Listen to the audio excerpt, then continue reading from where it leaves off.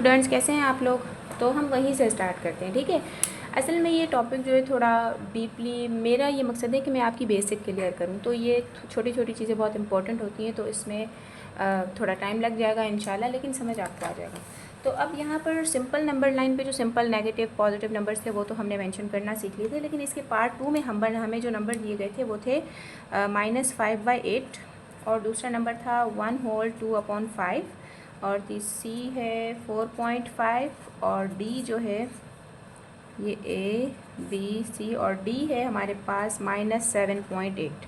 सबसे पहले आपने कोई टेंशन नहीं लेनी, चलिए हम इसको सॉल्व करते हैं। हमारे पास नंबर है 5/8। अब देखिए ये है 5/8, आपको डिवीज़न तो आता होगा, लेकिन हम फिर भी डिवीज़न करते हैं, ठीक है। अच्छा, तो अब क्वेश्चन में है 5/8 और ये माइनस के साथ। देखिए हम सिंपल इसको सबसे पहले डिवाइड करेंगे। जो नंबर हमारे पास, ये तो बेसिक चीज़ें, लेकिन फिर भी हम इसको डीपली समझते हैं। जो नंबर हमारे पास ऊपर होगा वो यहाँ पर आता है इसके अंदर। उसके बाद अच्छा, आपके लिए एक क्वेश्चन है, कमेंट में बताइएगा, ये जो डिवाइड में मैंने 5 लिखा है इसका नाम क्या है, और ये जो बाहर 8 लिखा है इसका नाम क्या है। मैं आपको ऑप्शन दे देती हूँ। डिविडेंड है, डिविडेंड कहलाता है, या डिवाइज़र कहलाता है, ठीक है। और उसके बाद मैं आपको आखिर में एक और टेस्ट दूंगी इसी डिवाइड के और दो नाम से।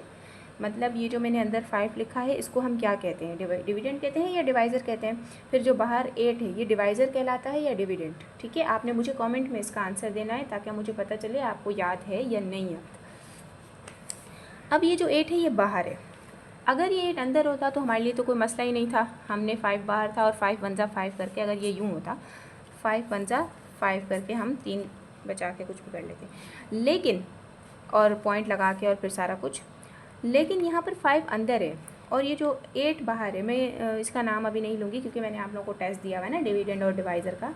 तो ये जो 8 है, मुझे ये बताएं कि इस 5 को मैं 8 के बराबर लाने के लिए क्या करूँगी। मैं यहाँ पर 0 पॉइंट लगाऊंगी तो मुझे यहाँ पर 3 ज़ीरो मिल जाएंगे, जिसमें से एक ज़ीरो मैं 5 के साथ लगा लूँगी, ठीक है। अब ये 50 बन गया है। अब आप देखें कि 8 के टेबल में 50 कहाँ आता है। 8 के टेबल में 50 आता है। चले मैं पढ़ लेती हूँ। 8 1 8, 8 2 16, 8 3 24। अच्छा, एक और आपको यहाँ से ट्रिक बताती चलूँ कि अगर आपको टेबल 8 3 नहीं आ रहा तो आप 3 8 पढ़ लें। अगर आपको 8 3 नहीं आ रहा ना 24, तो आप इसको उल्टा कर लें, 3 8 24, आंसर सेम आना है। अगर आपको 8 2 नहीं आ रहा 16, तो आप 2 8 कर लें, आंसर वही सेम आना है। जो कुछ बच्चे होते हैं ना, उन्हें बड़े बड़े टेबल नहीं आते, तो वो उसको छोटे टेबल से उसका लिंक ले सकते हैं, आंसर आपका सेम आएगा। आगे चल के मैं आपको टेबल के ट्रिक्स भी बताऊँगी कि आप टेबल कैसे याद करें और किस तरह आप इसको याद कर सकते हो, समझ सकते हो, सॉरी, ठीक है। अब मैंने यहाँ 0 पॉइंट लगा लिया तो मुझे 3 ज़ीरो मिल गए, जिसमें से एक ज़ीरो मैंने यहाँ लगा लिया। अब 8 के टेबल में 8 का टेबल में आपकी आसानी के लिए लिख लेती हूँ। 8 1 8, 8 2 16, 8 3 24, 8 4 32, और 8 5 40, 8 6 48, 8 7 56। अब मैं कहाँ रुक गई हूँ? 56 पर। मैं आगे नहीं बढ़ी क्योंकि मुझे या तो 50 चाहिए या तो 50 से कम नंबर चाहिए। तो 56 तो बड़ा हो गया, तो फिर मैं 48 लूँगी, ठीक है। 8 6 48। अब आप माइनस कर लें, 0 में से 8 नहीं माइनस होता, 0 एक इससे ले लेगा, ये 10 बन जाएंगे और ये 4 बन जाएंगे। 10 में से 8 माइनस करेंगे तो 2 बच जाएगा, 4 में से 4 कैंसिल हो गया। अब देखिए मैंने यहाँ ऑलरेडी एक पॉइंट लिया था जिससे मुझे 3 ज़ीरो मिले थे, तो मैं एक और 0 यहाँ पर लगा लूँगी। अब आप देखें 8 के पहाड़े में 20 कहाँ आ रहा है। 8 के टेबल में 20 आ रहा है। 8 1 8, 8 2 16, 8 3 24, 24 आ रहा है। तो या तो हमें 20 चाहिए या तो हमें उससे कम, तो उससे कम है 16। 8 2 16, और फिर ये 20 में से 16 माइनस किए तो क्या बच गया, 4, और फिर आखिरी वाला 0 यहाँ लगा के 8 5 40 कर लिया हमने। बेसिक चीज़ें।